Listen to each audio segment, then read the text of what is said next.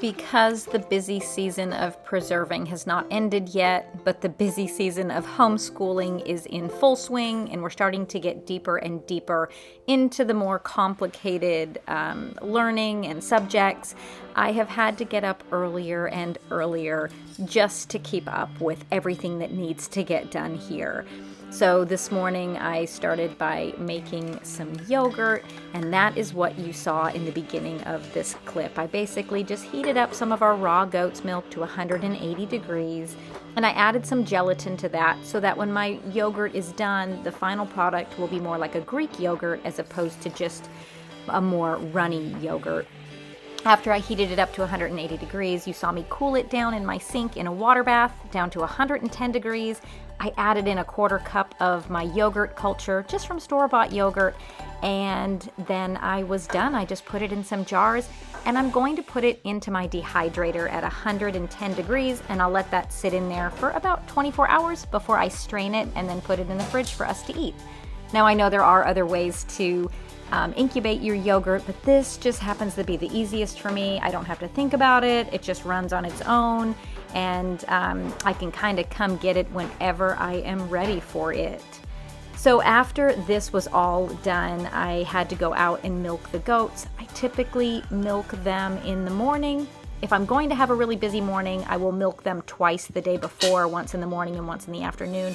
I don't like to let them go over 24 hours without being milked.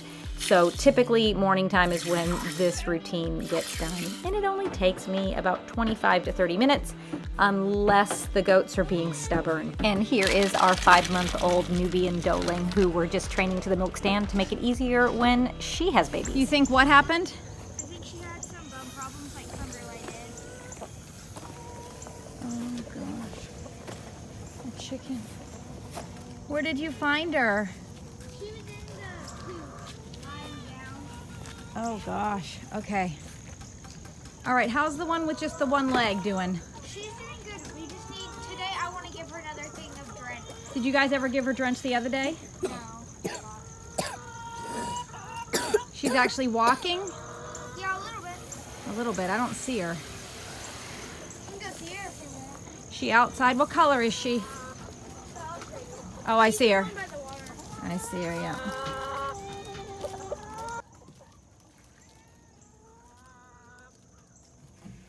Good morning, guys. I'm out here kind of early. I've been in the house prepping some potatoes to can those, and then I'm getting out here early today so that I can try to get some of these pumpkin vines out. We are about 3 weeks away from our first frost date, and a lot of the small pumpkins on these vines right now probably won't reach maturity before the frost, and so I'll lose them anyways. But to tell you the truth, I'm just kind of over the garden at this point. I'm tired. We've had a big preserving year, a lot of work down in the garden this year, just a lot of work all over the property. So I'm pretty excited about these slower fall and winter seasons, although I do have a lot in the garden for fall, but it's a different type of gardening during that time. There's not bug pressure. You don't have to be down here all the time. Any weeds, most weeds will just die because of the frost and the freezes. So there's not a lot of weeding to do. And so it's a much more relaxed way to garden. So I'm gonna try to get these guys out today. If there are some pumpkins on there that are getting near maturity, I might try to leave that section of the vine. So we'll just kind of see how I feel as I go. Over the years of growing food, I've kind of honed in on some specific varieties that I love, and also just types of food that I want to grow. I try not to do too many whimsical type things. I really like to stick with my tried and true items that I know are going to give me good results. And this is basically the only pumpkin that I grew this year. I grew a few butternut squashes on the other side of the garden so that I wouldn't have any cross-pollination, but I found that really you can do anything with a pumpkin that you could do with a butternut squash. And so by growing fewer varieties and less types of items, I find that I'm more successful that way. Instead of trying to keep up with a bunch of different things, I can really kind of hone my skills for the plants that I am growing, and not having to worry about cross-pollination because I'm not growing, 8 different types of squash is really helpful as well. I'm gonna finish cleaning up this garden by just sort of trying to clean up this fence. We had some cowpeas that went a little bit crazy on me and started growing up here, and in fact was shorting out the electric line over my head.